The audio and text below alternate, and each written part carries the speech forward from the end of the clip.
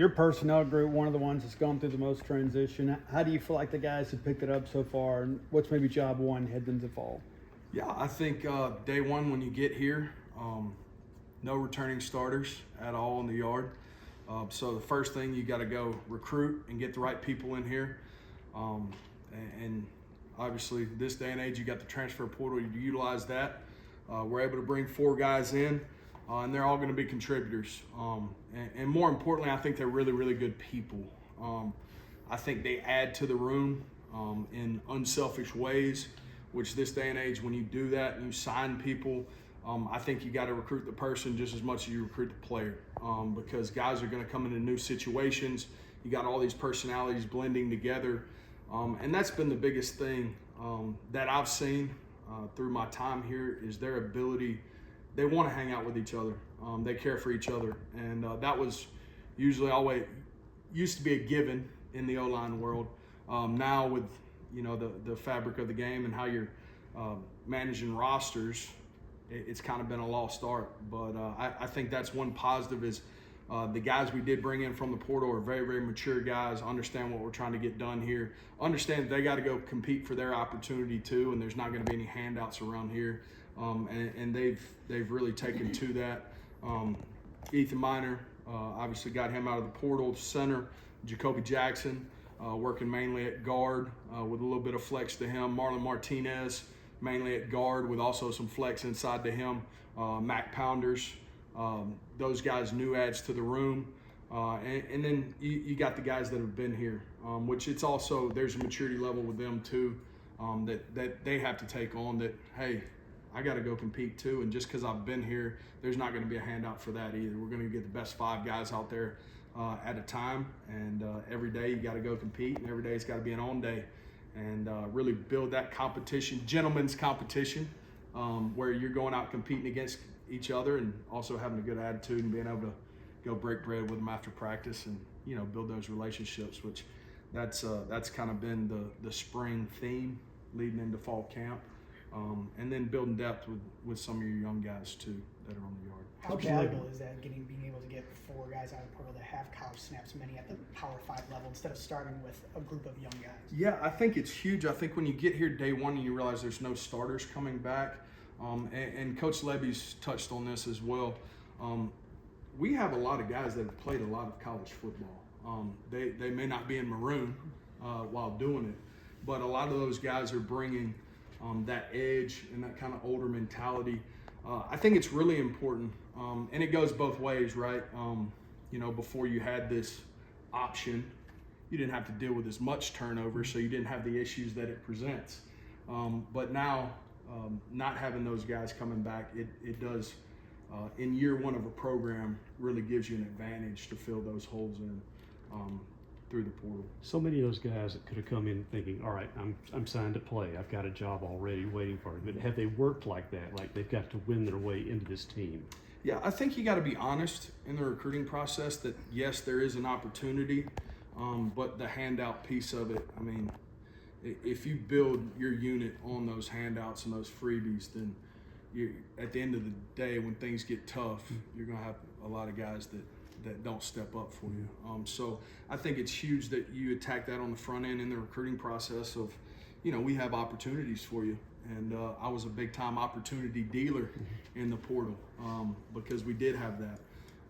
But I think it's the mindset of how you talk to the guys and from day one, just being honest. And if you try and, cloud it up or paint a different picture than what you want, that's, eventually they're going to assume something different. So just being on the same page with that and letting them know that every day is a job interview and you're going to get opportunities. And for how long you hold that position is definitely dependent on your performance out there. You talked about the relationship piece with that group, and that's kind of like an old school thing. Used to be that way all the time. It's kind of the same way with the quarterback. Blake talked about taking them out to eat and trying to have that relationship. What's the relationship like between the offensive line and Blake at quarterback? Yeah, I think it's growing, right? I think it's good.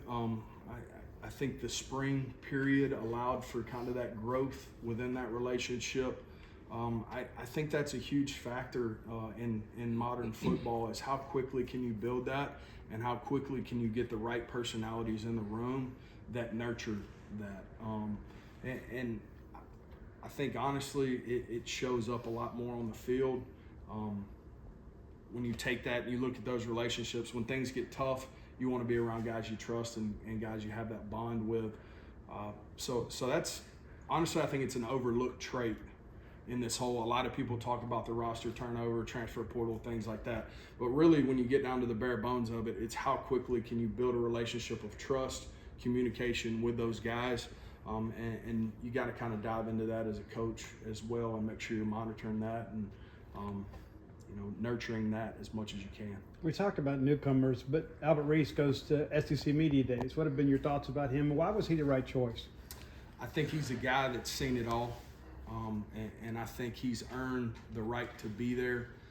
He's a leader. He's one of the strongest pound-for-pound guys on this team. Guys look up to him. He's got an awesome story from start to finish, and he's still building that. A kid with, the words you don't want to use is potential, and I kind of tell my guys, like, potential, it is what it is. You haven't done it yet, but everything from spring ball leads to that being a guy for us and a leader within the room and somebody that can grasp the offense rather quickly and be successful. So we're looking for him to have a great year. You have the Malik transfer. Ellis was a guy last year that had to play tight end out of necessity. Where you got him working at? Yeah, he's along the interior of the offensive line, primarily in spring ball, center, as well as guard. I think when you float as a player, there's no target. And I think he has seen throughout spring ball that there's a target now. And he's worked diligently day in and day out. He really is hard on himself, which is a trait that a lot of offensive linemen have. We all want to be, pleasers at heart. We want to, get the attaboys and good jobs. But he's really hard on himself to do great things.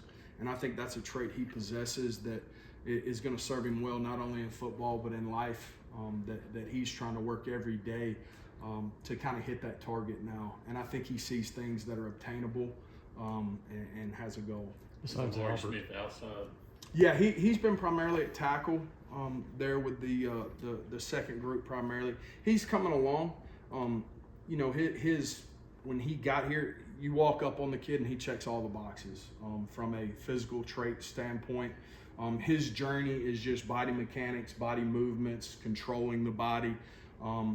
But he has all the tools in the toolbox.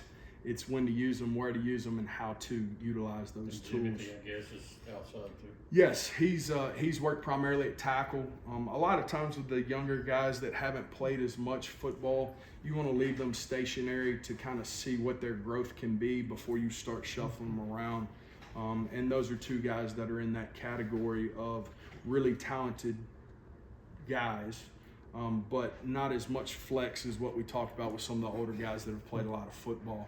You want to keep those younger guys kind of in one spot to see how they grow and their growth potential.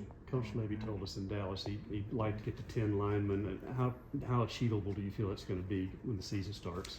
Yeah, I think that's always the goal. I think with flex positions and guys that can play here or here, you can get to that in a myriad of different ways. Maybe not this guy only playing tackle in that 10, but also bringing him to a guard kind of flex position or guard to center, and you can get to fill those slots. I think it's something we have to always continue to do, and it's not just here, it's in college football in general, working to build that depth as much as you possibly can, so that when things happen throughout a season, you're prepared for the inevitable that hopefully doesn't happen, but you're going to have to lean on that depth at times.